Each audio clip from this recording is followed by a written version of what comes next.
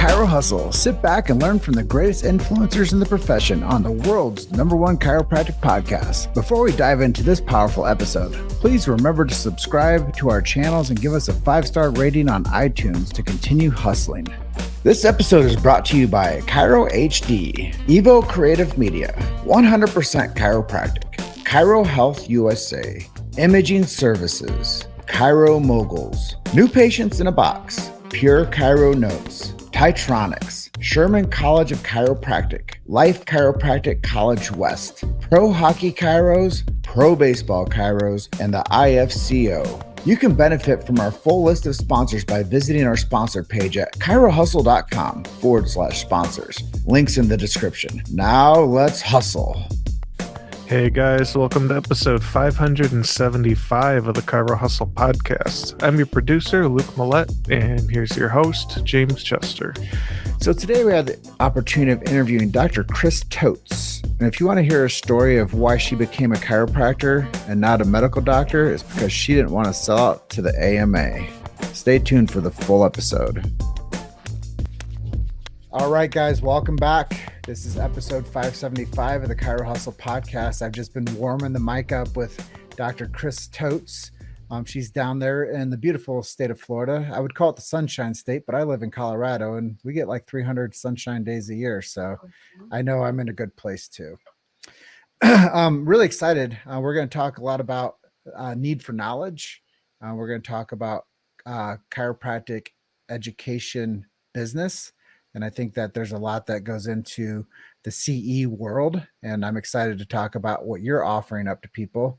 And then we're going to dive into interprofessional, keep the family within the family referrals with chiropractors referred to other chiropractors. So I think it's going to be a great conversation. And then we're going to touch on some things about from transitioning practice in Chicago to transitioning practice to Florida. But before we get into your story, Dr. Kris, we're going to let people know our big why. Why do we do what we do at Chiro Hustle? Well, first things first is the First Amendment and freedom of speech. We've never censored anyone on this platform. We don't believe anybody should ever be censored. And shadow bans, low quality engagement. If you guys are on this and you like it, share it, please. That's our fee, share the show. We don't charge anything to listen to us, but if you do like what we do and you're at the beginning of this podcast, just share it for us.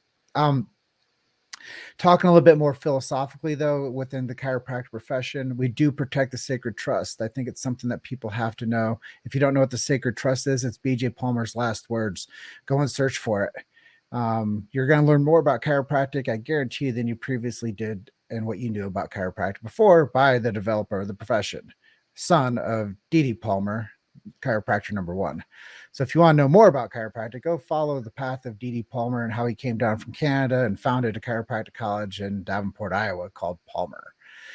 The show also protects medical freedom, family health freedom. We bring people on and we believe that chiropractic is a huge component to keeping people having choice when it comes to how they take care of their families and how they go about their medical care that they get rendered to them and their loved ones. So we love chiropractic. We believe the chiropractic lifestyle is very important to people to understand. It's not just about the neck and back and the pains and the aches. It's about the lifestyle. And with that, we support subluxation-based chiropractic. One of our sponsors is Sherman College of Chiropractic, and we have Life West College of Chiropractic on because we believe in their education models. And thank you for supporting us, Sherman and Life West. And as we fold into this whole thing, we believe in innate intelligence and universal intelligence. We believe that when man or woman, the physical is adjusted by a chiropractor, it connects them to man or woman, the physical. And the spiritual and the physical connect, innate intelligence, universal intelligence. And I know it's a lot of stuff. It's a lot of philosophy, but we know that we need to keep philosophy alive and well in this profession. So this is Chiro Hustle. This is episode 575 and Dr. Kris Tohtz. Welcome. Thanks, James. I really appreciate you having me here. Yeah, there's a lot that goes into our show, as we discussed. And one of those things is having our tenets of influence and why we do it. So I hope that everybody that's listened to us this far appreciates the stance that we've made as being a non-chiropractor. I think it's really important for people to understand some of these things, and keeps our languaging alive, and it keeps our philosophy alive. And even if all you knew about was BJ Palmer's big idea, and you knew about the sacred trust, you'd probably be really stoked to know that you're going to go see a chiropractor, just because of how the profession stands up for itself. Your story, you said national grad. Yep. And you got into chiropractic acupuncture, and you got into pediatric chiropractic. So talk about the origin of how you got into chiropractic, and maybe share a little bit about how you transitioned to where you are today. Sure. So, so the joke of my life is I was never adjusted before chiropractic school. I watched my entire family get treated by chiropractors. Thankfully, I would say healthy, but looking back, definitely not healthy. I just didn't have any chronic musculoskeletal issues in the same way that my mom did or that my brother did. And so I used to get dragged to the chiropractor with them, and I watched the chiropractor work on them, and I watched them leave, and they were much happier. And they felt a lot better, not just from a pain perspective, but obviously from, not getting sick and stuff like that. So I grew up dancing. And one of the girls that I used to dance with, her uncle was a chiropractor, and he would come in and he would work on people that had injuries. Well, thankfully, I didn't have any injuries. So again, watching everything that was there. And so when I went to college, I went to the U of I in Champaign, and I was pre-med. And about halfway through school, I decided that I wanted to become an osteopath, right? So it was like this mix of chiropractic with the capability to do surgery if I so desired that I wanted to. And I went and talked to my advisor, and my advisor in school was like, ugh, you don't want to leave your sophomore year and become a chiropractor. They're quacks. Just like, go forth with osteopathic school. And so I had to stay summers to keep my jobs and to pay for school. So while I was there, I was, taking prep classes and taking the MCATs, and I got through my second round of applications, and they wanted more money, and they wanted more. And I was like, you know what? I'm kind of burnt out of school. I'd gotten out of college in 3.5 years because of, staying summers to keep my job. So I took classes, and I took a break. And I went and I worked in a manufacturing and a QA lab at Abbott. And about a year into that, I decided corporate America was not my jam. And I started looking again at chiropractic school versus osteopathic school. And I decided that I didn't really want to be a sellout to the AMA. So I enrolled in chiropractic school. And I haven't looked back since. It's been great. What a truth. Yeah. I didn't want to sell out to the AMA. Yeah, I didn't because, the osteopaths, it's so sad for me because talking to, some of my friends that have gone back from chiropractic school to osteopathic, it's really funny because I'm like, do you guys still learn manipulation? And they're like, yeah. I'm like, do you do it? And they're like, no. And I'm like, why? I was like, when it works so well, they're like, the funny thing is all my colleagues in school asked me to adjust them because they knew it worked as well. And so, National's right up the street from one of the big osteopathic schools. Yeah, every time I have one of these chiropractic conversations on this podcast, it always gives me some type of enlightenment moment, just because there is a choice. And I think like you can either go to the light side, which is heal and nurture and recovery, or you can go to the dark side, which is cut it out, drug it out, burn it out. And I'm not ever saying that there isn't a time for that, but It's not a sustainable model. Correct. And the time and place. I'm working at the Veterans Administration right now. I get the backlash of that was first. Yeah. We're trying to repair on that. And it's once the dam is broken, like you can only put so much putty on it.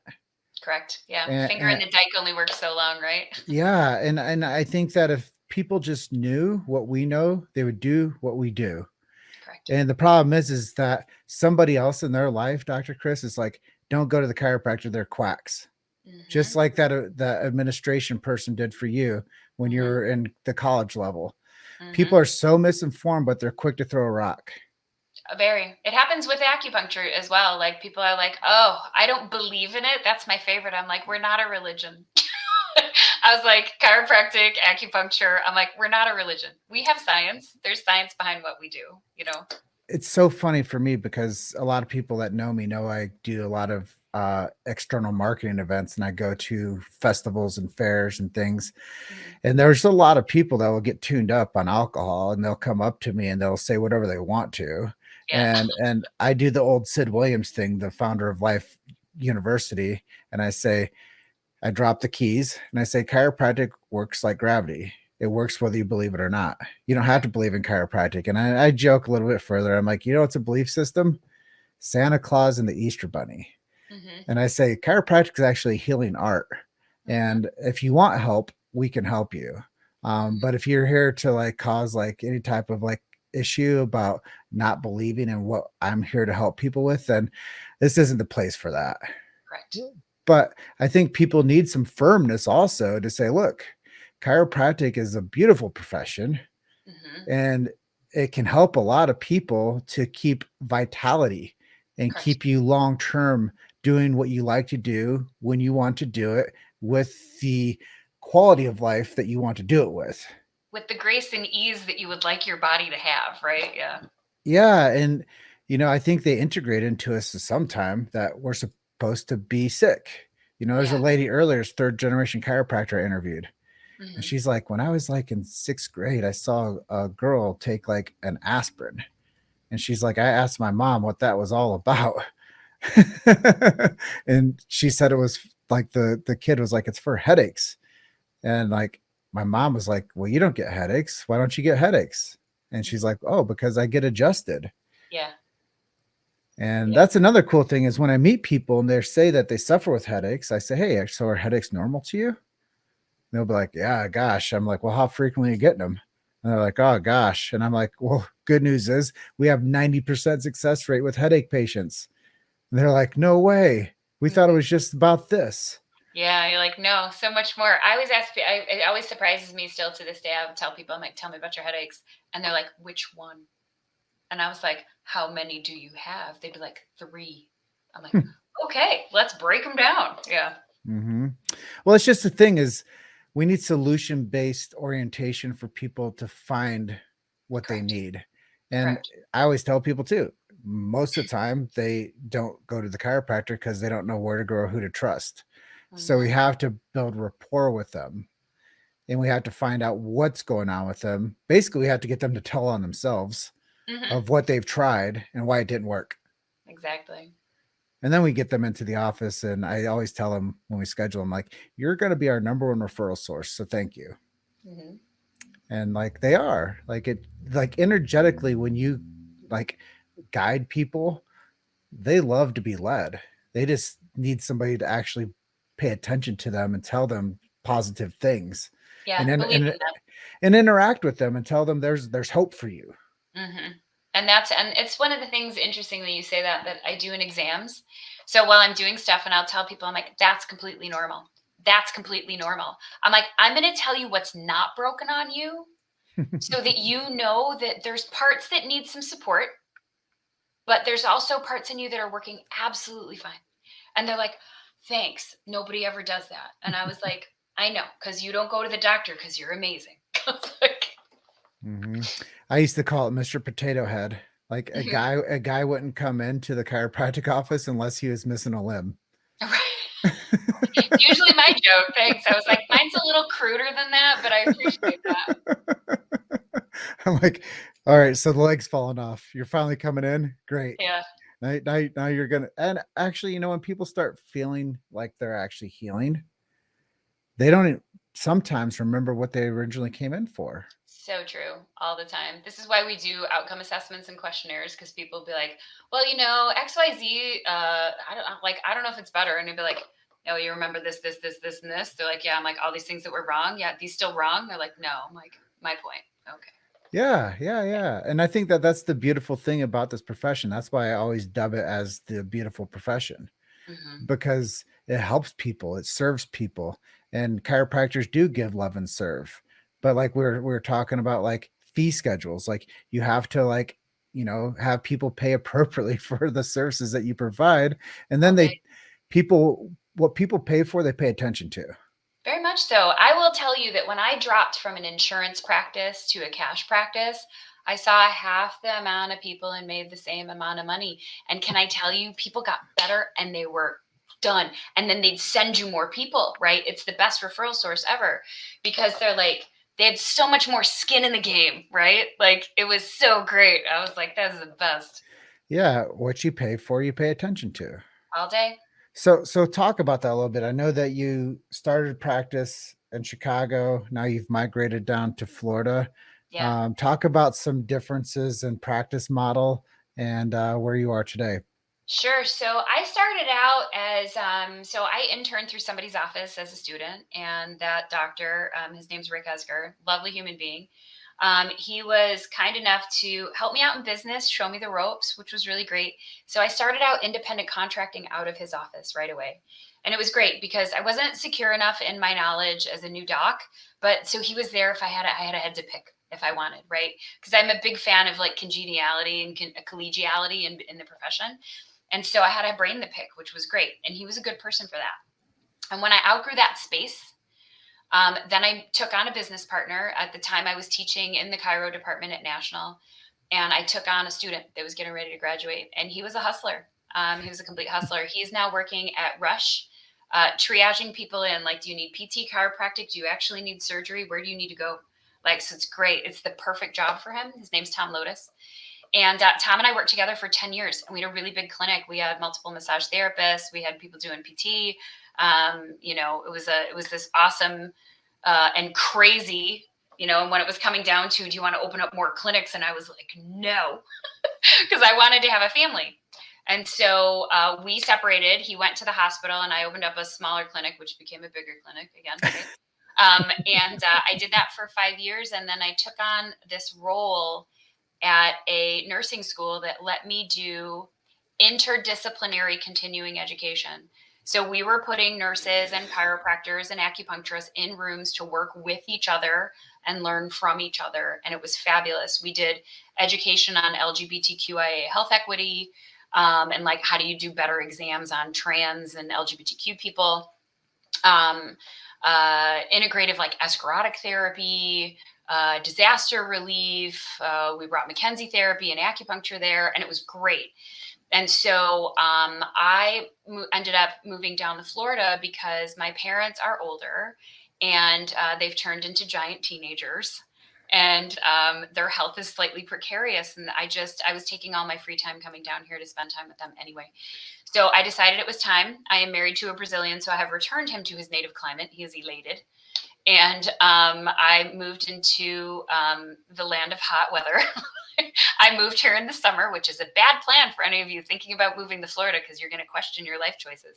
And then winter rolls around and you're like, this is okay. And I was teaching at one of the universities down here. And I just decided that wasn't for me. And I opened up a small practice. I practice out of my house now. I'm actually working at the Veterans Administration right now, helping the vets with acupuncture as a focus, hoping soon to move into a chiro job. Well, I think that that's a really neat path. And I think that a lot of times when we find that the interview I did earlier was at the gal that moved from California. She moved from California to Florida. Oh, wow. For a parent. Mm-hmm. And, there's God's waiting room down here. Well, that's what she said. She's like, God, family, chiropractic. Yep. And I said, what I found after being in this profession for 15 years, I think people turn that upside down sometimes. Mm-hmm. And it's chiropractic, family, and then God. Mm-hmm. And I think that when people like really want to get back to their roots and to like what matters, they realize that it's God, family, chiropractic. And that the business will take care of itself if you're right with the other two. Agreed. I mean, my parents were just here last week and, they're so cute. Like they roll in the door and they'll get themselves all settled and then just walk in my office and sit down on the table. And I'm like, you need some help? They're like, yep. I was like, okay, let's go. You made it to Chiro Hustle. Sit back and learn from the greatest influencers in the profession on the world's #1 chiropractic podcast. This episode is brought to you by Chiro HD, Evo Creative Media, 100% Chiropractic, Chiro Health USA, Imaging Services, Chiro Moguls, New Patients in a Box, Pure Chiro Notes, Titronics, Sherman College of Chiropractic, Life Chiropractic College West, Pro Hockey Chiros, Pro Baseball Chiros, and the IFCO. You can benefit from our full list of sponsors by visiting our sponsor page at chirohustle.com/sponsors. Links in the description. Now let's hustle. So you've kind of went back and forth about private practice, education sector, private practice, education sector. Why is it so important for quality education and knowledge when it comes to giving people the resources that they need? It's a great question. This is a discussion between my husband and I all the time. So I believe everybody in life has a little bit of some type of an addiction. And mine is work. I like to work. I have this really amazing, good German work ethic. And so I like to be busy. And so I have always, I started out right when I graduated educating, and then I moved into postgrad and I educated. So I've never not educated and practiced at the same time. And so that's been a little bit of my path as well, as going to get more tools and information that educate. I think as we're all kind of moving through our practice and moving through trying to figure out how to best navigate helping people, sometimes we need to amass more tools in our toolkit. Whether it's certifications, whether it's diplomates, whatever the case may be, I think we need to, getting back to basics is always a decent answer, right? When I do functional medicine, it's let's clear out the big, ugly, easy things, right? Like diabetes, thyroid problems, clear anemias, clear that stuff out. Because if we get back to basics, a lot of times, we can end up fixing people from a nutritional aspect. Chiropractic's the same way, where, adjusting can be a very powerful tool all by itself. Mm-hmm. And we've just got to make sure that we're educating ourselves to educate the patients the right way. And I think having that information in both how to talk and educate the patients in something that they can understand, combined with having tools to be able to help treat them and teach them to treat themselves, is just an asset to them, but it's also for us as well. Well, it's how you get people to commit. Bingo. And you have to sell it to them. They have to understand why they are worthy of feeling good. Give people what they want, sell them what they need. Mm-hmm. That's the greatest lesson I ever learned in sales. Yep. Is give them what they want, sell them what they need. Give them what they want, sell them what they need. Some will, some won't. So what? Who's next? Someone's waiting. Mm-hmm. Correct. Correct. That's chiropractic sales 101. And it's true. And, I got to the point when I was in Chicago that I used to have this months long waiting list. And I was telling the students this, they're when I moved down here and I was teaching at the school, they're like, Dr. Tohtz, why did you leave practice? I said, what makes you think I ever left my practice? I'm I still practice. I was I will continue to still practice. I was no matter what I'm doing. I was because it's something that I believe is needed. And it's something I feel I do well that I can give to the patients. So I thought that was really interesting. They were huh. And practice transcends, it matures, it evolves, it adapts. It does. And I think that that's an identity thing too. Mm-hmm. We have to be able to do that and be easy on ourselves with whatever choices we decide to go down or whatever path we decide to follow.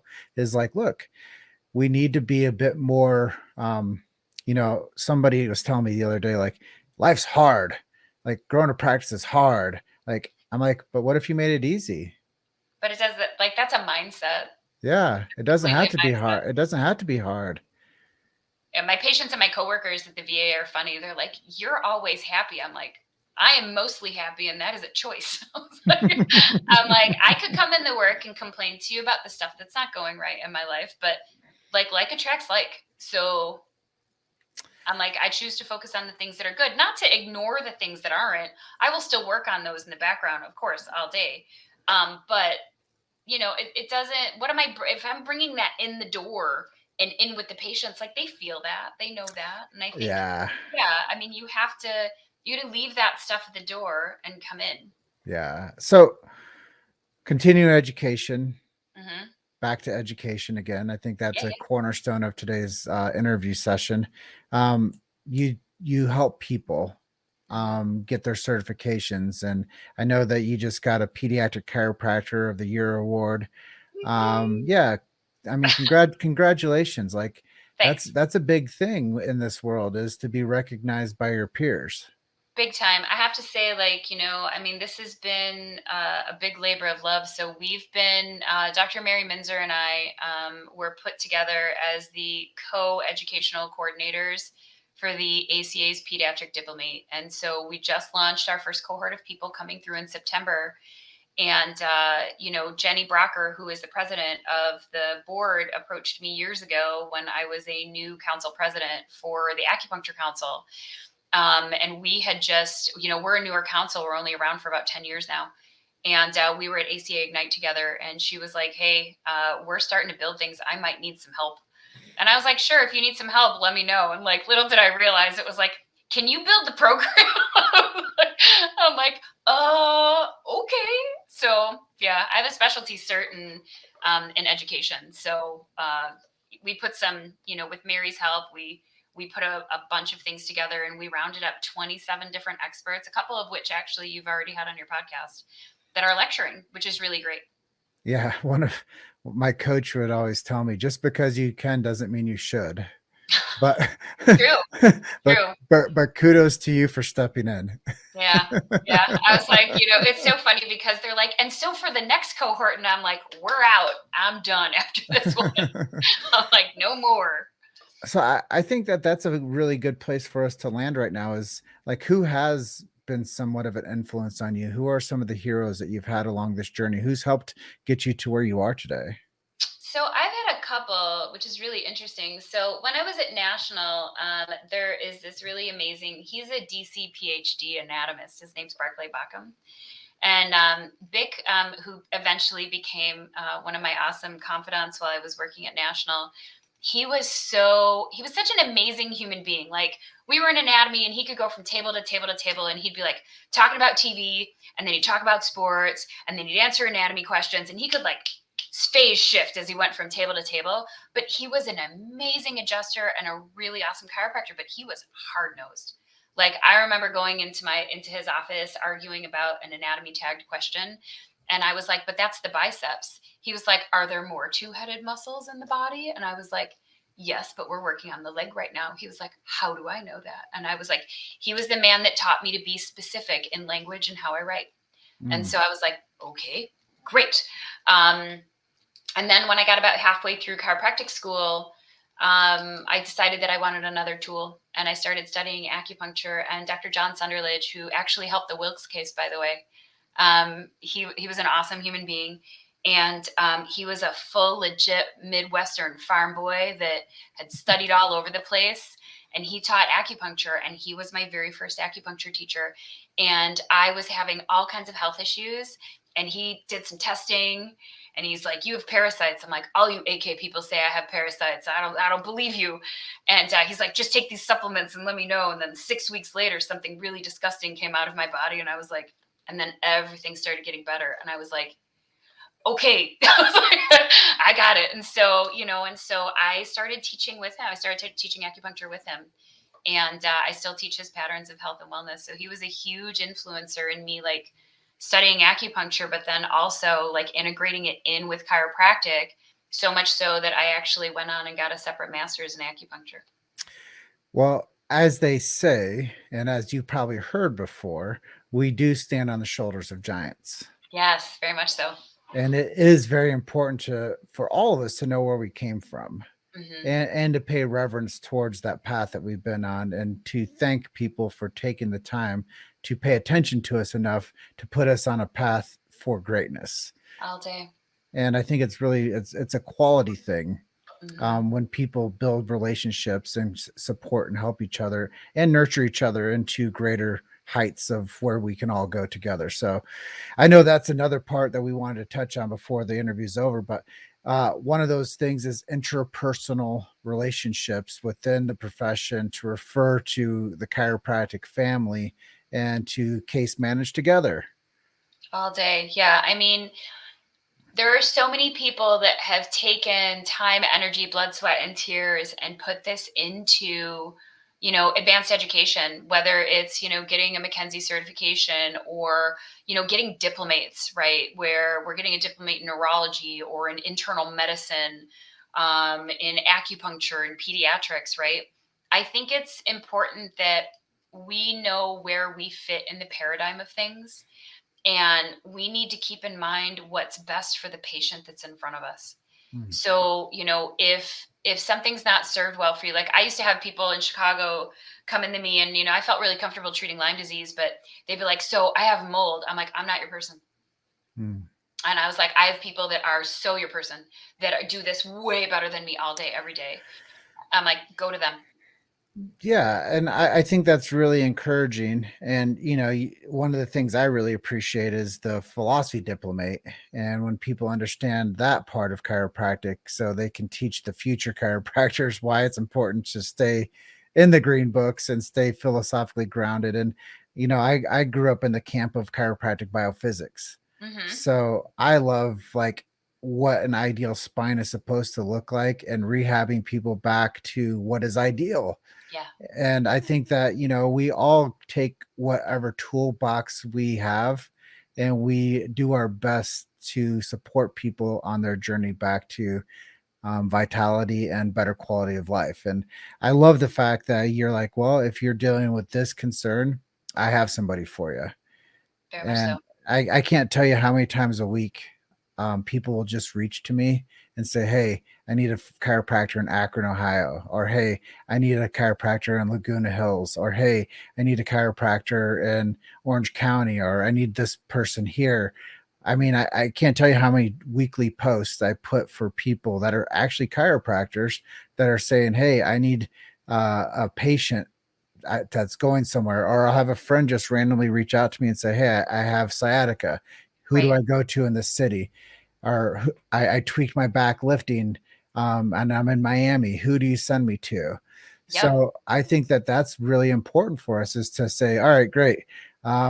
Ice it, put your legs at 90-degree angle, like Hmm. get a stim unit if you need it, but make sure that they do x-rays, make sure that they do a proper exam, make sure that they're going to process you and tell you what's going on, how much concern there is, and let them tell you how they can help you. Build a relationship with them and stick with them. Exactly. Yeah. Exactly. And it's so funny too, because all of my friends from the Midwest, right? I mean, it's snowbird season. So they're all like, hey, Tohtz, you got somebody in Pensacola? I'm like, that's 6 hours away from me. Like, Florida's a big state. Yeah. But it turns into it's the telephone game of people that I know now through the state, and we can get you somebody who's over in Pensacola or wherever it is, right? Yeah, and I think that that's also a really important thing to talk about, is like we should support each other. All day. And one of my mentors that helped me start a podcast, he would always say we're more alike than we are different. Hmm. And I believe that there's unity through diversity. Like not every chiropractor does it the same way, but you should go have lunch with the ones that do it different than you. So you can Oh, learn, I so agree. you can make some friends and you can get adjusted too. So All day. I always encourage people to make friends within their city rather than to say, yeah, there's not enough patients to go around. Yeah, no, nobody's starving, right? I mean, this is what it boils down to, right? There's enough food for everybody. I remember when we graduated, it was probably about 3 years later, a friend of mine moved out to Berkeley, and she bought an activator practice and go in the national, right? Like, we don't learn activator. And so I looked at her, I said, how long did you intern with this guy? And did you go to the classes to learn how to do it? And she was like, yeah. So I went out there and I was like, do it. Treat me. I've never had activator done. I'm like, do the whole thing. I'm like, I've had bastardized activator done. Sure. Like, I have a device, right? But I was like, do the whole leg check, like do the whole system. She's like, all right, put these shoes on and la la la. And I was like, do it. And I was like, I got up and I was like, I do feel different, And it's like, but you have to be receptive enough to have the open mind to see what it feels like. Like, I'll try anything once or twice to see if, to see if I like it and see how it feels. I Yeah. mean, I do a lot of cranial work. Like, that one trips people out. Well, I met with the doctor last night for dinner, and he does torque release technique. Hmm. And I mean, I know Jay Holder, the guy that invented the technique. So it's interesting to me when somebody follows their path and they believe in it so much that that becomes their practice. Yeah. And then the patients believe in it that much that you see 400 a week. Yeah. Like, how powerful is that? Like, when you create that type of a momentum, it changes generations, it changes families, it changes the individual. It makes people cool. Yeah. Yeah. It makes people happy. It does. I will tell you, I got off the phone with a friend of mine today, and she's a DABC, a diplomate in internal med, and she was 2 seconds away from becoming a CPM so that she could home deliver babies and stuff. And she was so funny. She's like, yeah, Kris, she's like, I don't know, my next new patient's in June of next year. She's like, and I'm only taking kids 12 and under. Like, that's all she's doing now. She's like, so I have these like expanding, fast growing families. And I was like, good for you. When you become a specialist, people will beat your door down to be seen by you. Very much so. So at this juncture, we're almost at the edge of our time together. Is there anything I didn't ask you that you were hoping that you could talk to our audience about today? Making the big thing is making sure, I think, chiropractic gets this reputation of circling the wagons and firing the guns inward. I would definitely like to see that stop happening, where we need to stop beating each other up. Like one thing may work for one person and one thing works for another. And if we all go by the creed of what we took in school for the first go round of first do no harm, I think that's the biggest thing we can do. But that's not just in action, that's in word and speech as well. And I think that that's something that needs to be done. The other thing that I would say is, from this fun, selfish side of things, I do have a continuing education company. I love that. Yeah, which is called Fusion Care. And it's fusion-care.com. And the CARE is an acronym. So it stands for Chiropractic, Acupuncture, and Related Education. We realize that people's continuing education dollars and their time are both precious. And we want to bring quality education to you at your home for as much as we can, and help get you in the hybrid model amped up and ready, so that when you come into class, the theory and the knowledge and the information is there, and we can spend time hands-on doing the stuff that it is that we need to do, whether that's acupuncture and acupuncture techniques or chiropractic skills. I love it so much. Fusioncare.com. Check out Dr. Kris's program. Thank you for being on with us today. Thank you for being such a receptive interview subject, just because, you never know what you're going to get when you jump on a live interview. And True. I hope you had a lot of fun. I did. I did. My big takeaway for you today was I became a chiropractor because I didn't want to sell it to the AMA. Yeah. And I think that we do need to protect the sacred trust, but we also have to know why we do what we do, who we do it for, and what keeps us motivated to keep doing the things that we love. So I like the fact that you're helping people understand that acupuncture and chiropractic can live in the same household, and that the more that you provide care to people, the better their outcomes are.